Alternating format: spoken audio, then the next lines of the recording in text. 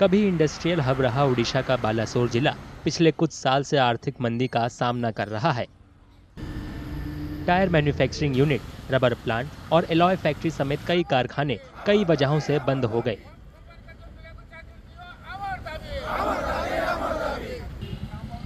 इससे इलाके में बेरोजगारी बढ़ गई है।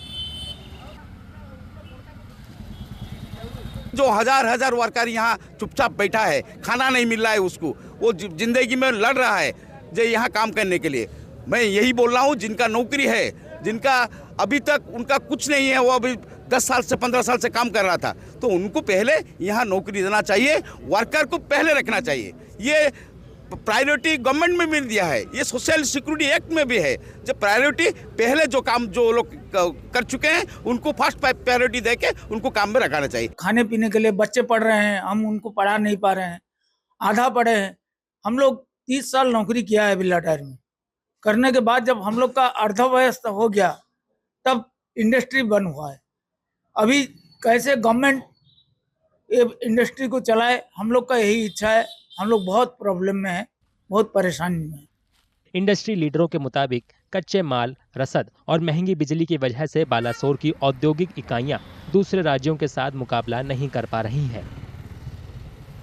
Most of the products being manufactured here become too expensive to manufacture for people to consume here. So it is very difficult for us to compete with the goods coming from outside due to a host of reasons.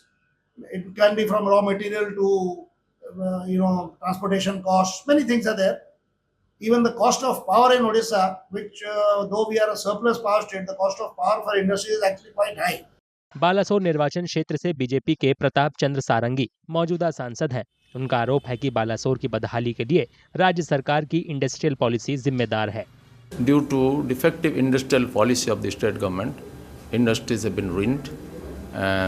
Many industries have taken away the subsidy. Many industries could not sustain because of the defective industrial policy. And the entire bureaucratic mechanism is corrupt. And due to rampant corruption, industries could not thrive.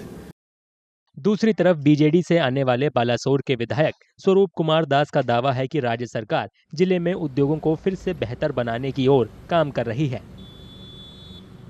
I am hopeful with the construction of a new economic corridor that is going to connect the upcoming Subarnarekha port, Dhamra port, Paradip port and Gopalpur port.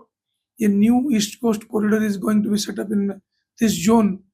And with the new industrial policy, with lot of government subsidies, lot of government incentives, we are hopeful a lot of new industries will come up in Balasore. चुनाव आयोग ने लोकसभा चुनाव 19 अप्रैल से 1 जून तक 7 चरणों में कराने का शनिवार को ऐलान किया। ओडिशा में विधानसभा चुनाव भी लोकसभा चुनाव के साथ ही होंगे। बालासोर में अंतिम चरण में 1 जून को मतदान होना है। ओडिशा लोकसभा में कुल 21 सांसद चुनकर भेजता है।